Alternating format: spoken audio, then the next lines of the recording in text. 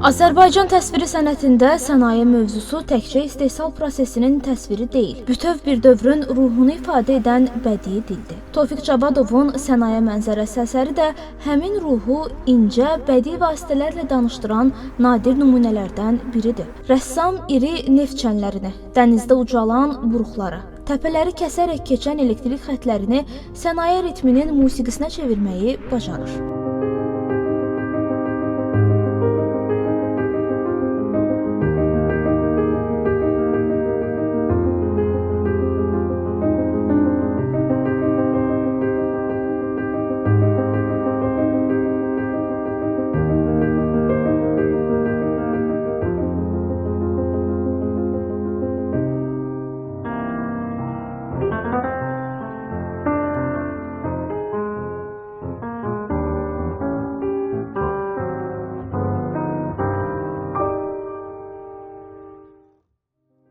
Azərbaycan təsviri sənətində sənaye mövzusu 20-ci əsrin əvvəllərindən genişlənməyə başlayır. Neft sənayesinin sürətli inkişafı rəssamların marağına səbəb olur və sənaye landşafları yaradıcı axtarışların əsas mövzularından birinə çevrilir. Bu istiqamət Tofiq Cavadovun yaradıcılığında da mühüm yer tutur. Rəssamın sənaye mənzərəsi əsəri 1950-1960-cı illərin sənaye nəfəsini, Bakının sənaye kimliyini və dövrün inkişaf ruhunu yığcam, lakin ifadəli bədii dillə çatdırır. Kompozisiyada sənaye obyektlərinin ritmik düzülüşü rəssamın mövzuya baxışını daha da gücləndirir. Tofiq Cavadov sənaye məkanını həm real, həm də simvolik məna daşıyan bir bədii qəhrəmana çevirir.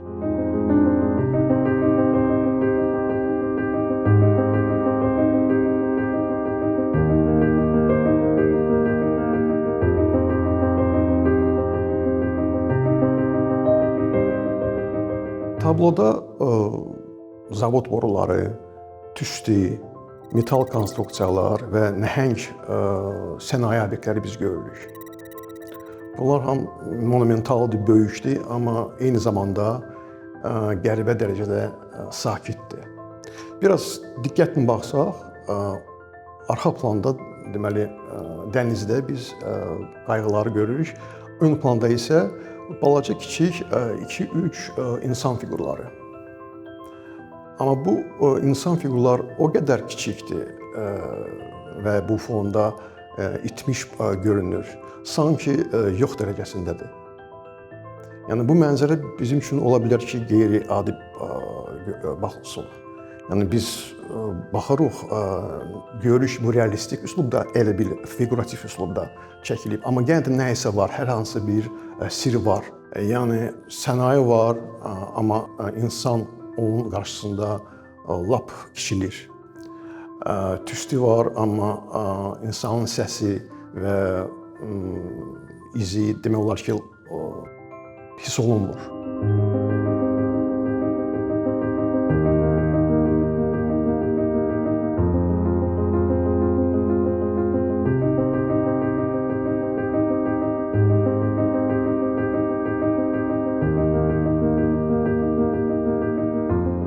Rəssam kompozisiyada yer alan iri çənlərlə əsərin gücünü göstərir. Arxa plandakı buruqlar və dəniz isə bu qüvvəyə canlılıq qatır. Eyni əsərdə həm sərt konstruksiyalar, həm də dənizin sakitliyi ziddiyyət təşkil edir. Bu ziddiyyət isə əslində əsərin məntiqini qurur.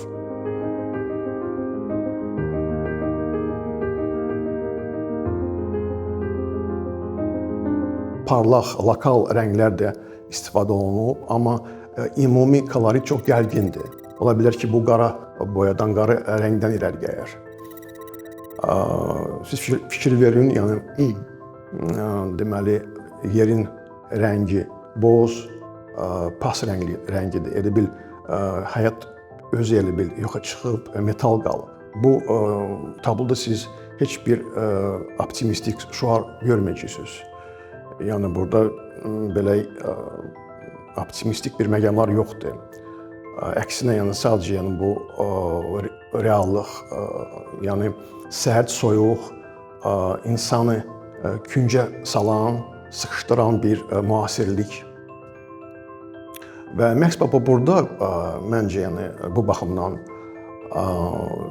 bu yalnız mənzərə deyil. Bu elə bir sanki deməli bizim daxilimizdə olan tənhalığın portretidir. Yəni bu mövzu yenə indiyə kimi aktualdır.